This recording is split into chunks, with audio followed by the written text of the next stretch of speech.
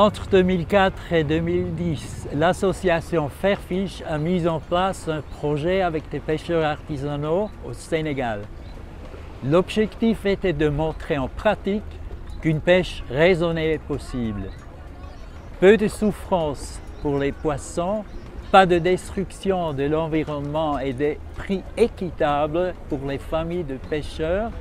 lors de l'exportation vers l'Europe. Pour que les gens ne soient pas obligés d'émigrer en Europe.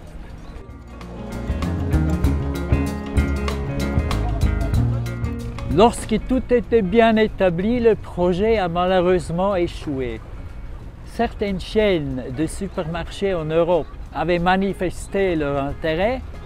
mais ne voulaient pas commencer à petite échelle pour ensuite devoir participer activement à l'expansion progressive. Depuis lors, nous aidons nos amis sénégalais de loin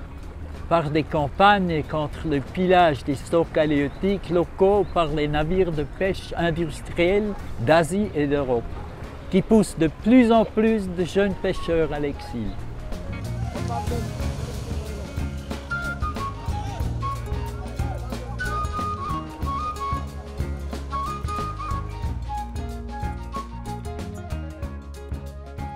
Le secteur de la pêche est un secteur le plus important de la vie active du Sénégal. Ce secteur est l'un des secteurs les plus importants dans l'économie sénégalaise, peine toujours à décoller. Certains facteurs sont à l'origine de ce problème, à savoir les accords de pêche signés avec l'Union européenne et la Russie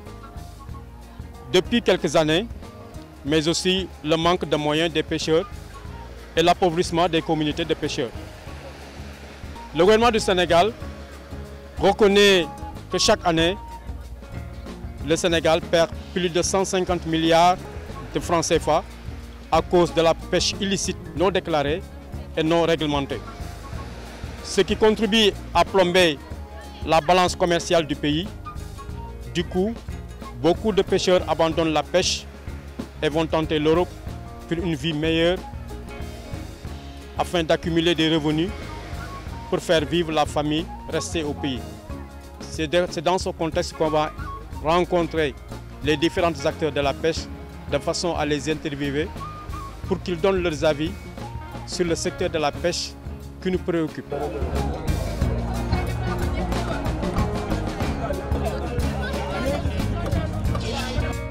parce que nañ fee ñëw ay jamono yi ma nekkee xal liggéey gi demoon ak ni mu demee léegi du benn wax dëgg yàlla man loolu mooy sama programme bi nga xamante ne bii lu ngeen ma laaj naa sawar ci wax loolu parce que ñun ànduñu yi tey ànduñu ci ëllëg ndax rafetlu wuñ ko daal li sunu xaar mooy affaire moom rafetlu wuñ ko wax dëgg yàlla parce que géej gi ni mu demee ni ñu gisal nañ ko sunu bopp fi mu toll ni ñun moom lii sunu problème mooy géej gu naqari ak bari jafe-jafe ndax bari jafe-jafe gi mooy dañu nekk ay 14 personnes 13 personnes yenn si géej gi suba ba ngoon yaayam 25 000 wër sax doo ko mën a am par seen essence seen ferme au maximum moom ma 30 000 au maximum chaque jour kon tey ji buñ jaayee ba tey géej gi nii ñu dañuy am problème boo nga xamante ne problème bu njaboot la grâce léegi ñëwal fi mu toll mooy dañoo topp ale 20 ans 30 ans si ginnaaw ndax tey jamono jooju dafa toll woon ay jamono yoo xam ne tey jii suñu état yi nga xam ne mooy suñu état réew dañ daan signé ay contrat yoo xam ne dañ daan jële ay bateau bitim réew ñëw di signé ak ñoom ay contrat yooyu tey jii bateau yi maanaam liñ ci daan jële tey jii dañ ko daan jël alal jooju di ko yóbbu bitim réew mais alal jooju yóbbu bi ñu ko doon yóbbu bitim réew moo feeñ tey jii ba tey suñu mbokk yi tey jii maanaam ressource bi tey ñu yóbbu ko bitim réew tey loolu indi na problème boo xam ne tey feeñ na si secteur pêche bi.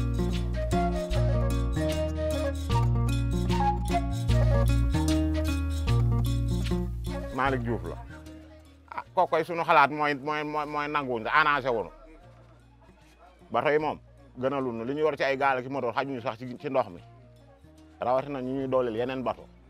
déedéet loolu moom daanaka moom waaw fi mu toll nii boo gisee jën bi na xaree jàpp day gën a dem parce que dañ koo sonal moo tax muy gën a dem léegi buñ ci doolee bato yooyu nu muy mel.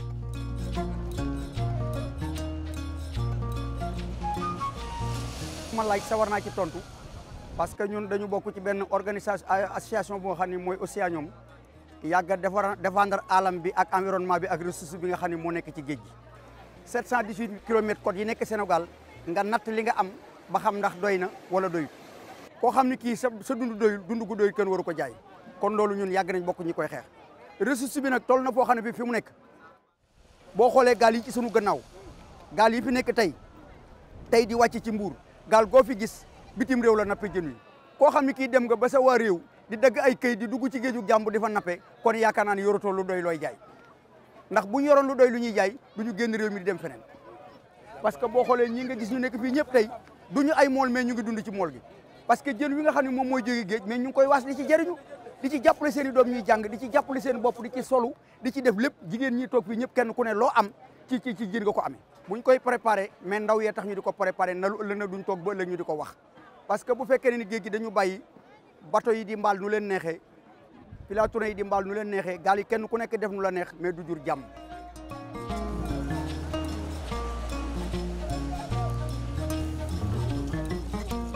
ci pêche INN moom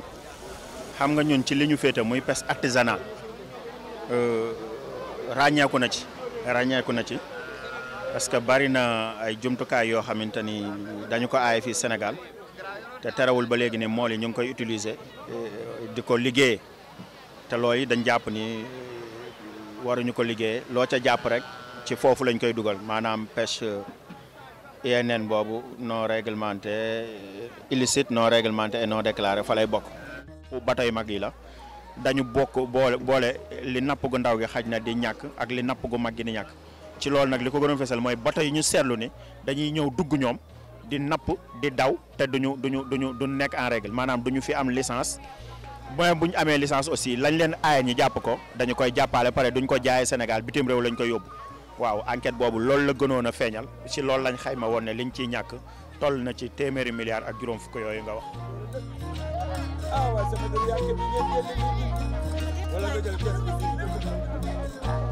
ñun daan neexee moom neexeetu ko mu nekk nii moom dañuy jàppandi nii rek di sutulu rek waaye dara nekkatu ni mu baree woon bareetu ko ni mu liggéey bi neexee woon neexeetu ko ndax géej gi ñun gaal yi ci la ñuy sutuloo bu ko bati yóbboo ñun dootuñu am lu ñu liggéey te liggéey bi ci la sunu teraanga nekk ñoo lank ñoo bañ nag duñ ko mës a d'accord. ndax dañoo bëgg a aar suñu géej am suñu jën am suñu xaalis ak suñuy doom di liggéey di def ci suñu njaboot waaye ñu jëlee ko fii yóbbu ko bitim réew duñu am dara loolu bëgguñu ko.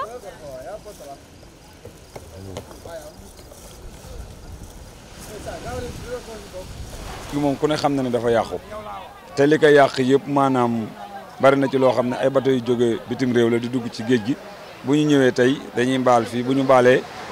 di yóbbu seen réew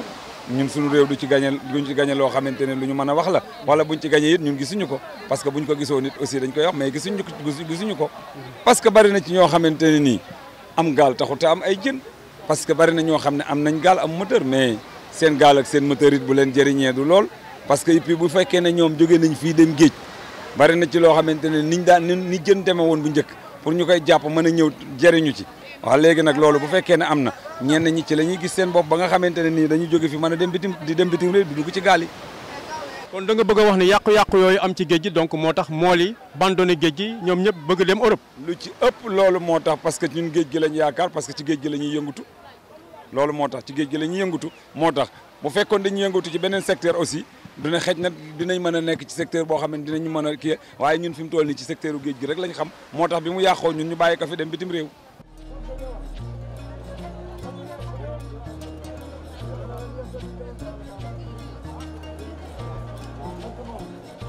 ñun sunu position si ak licence de pêche yi mooy que ni jàpp nañ ni Sénégal depuis 2015 amuñu évaluation yu ñu def ci stock bi ba tax na dernière évaluation yu ñu amoon jëlee ko ci COPAS bi ak CROT li ñu waxoon mooy que ni ressource bi dañ ko surexploité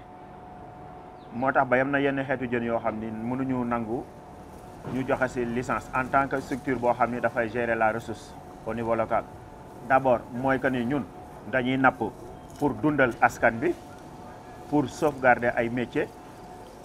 di napp aussi pour yaxanal géej gi maanaam napp mun fi sax dàkk ba génération yi ñëw mën ko fekk. Au contraire ñi nga xam ni ñoom lañ bëgg a jox yooyu ñoom dañuy napp rek pour yóbbu seen dëkk luñ mën a jël mu gën a bëri moom moo leen gënal te jàpp nañu li ñuy napp aussi duñ ko wàcce fii dañ koy yóbbu si yeneen dëkk kon li muy indi mooy dañ ñuy concurrence léegi bu ñu concurrencer nag impact bi mooy ressource bi dafay jeex su jeexee nag yan conséquence la mën a jur mooy conséquence que ni métiers yi ñi nga xam ne dañ ko am dañuy disparaître te napp fii ci Sénégal bokk na ci métiers yi nga xam te ne dañuy sauvegarder ay métiers yi ci ëpp importance parce que on parle de plus de 1 million et quelques employés yoo xam ne ñoom ñoo fi nekk kon ñooñu bu fexe nañ ba perte nañ seen employé mun na favoriser lu bëri loo xam ni napp gi moo ko doon nëbb lu mel ni immigration clandestine lu mel ni banditisme wala lu mel ni prostitution.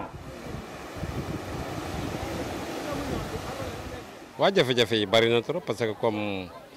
fi mu toll nii bari na ay filature tournée ay molisseurs yoo xamante ni dañuy am ay jafe-jafe presque Union européenne yi bateau yi indi fii pour ñuy pêcher accord de pêche yi gars yu bari ñu ngi koy diingat quoi wax ma accord yooyu tamit comme gars yi duñu si waxtaan ak gars yi logiquement ba gars yi d'accord si ak yooyu dañuy jékki-jékki rek def moo waral affaire immigration bi bari na fan yi rek am na ay ñu jàppoon fii ay 60 personnes yu jóge fii di dem Espagne yàggul fan yi rek waa ay 60 personnes yu ñu fi jàpp nii. te ñooñu ñëpp mën nañ ay mool lañu. non mais ay mool lañu genn wàll gépp ay mool lañu xam nga loolu jaaxle rek moo tax ñu def parce que fekkente ne pêche bi doxatul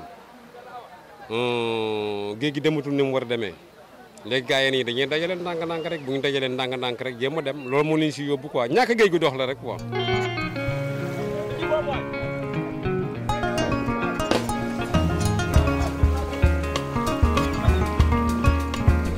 Merci de votre attention.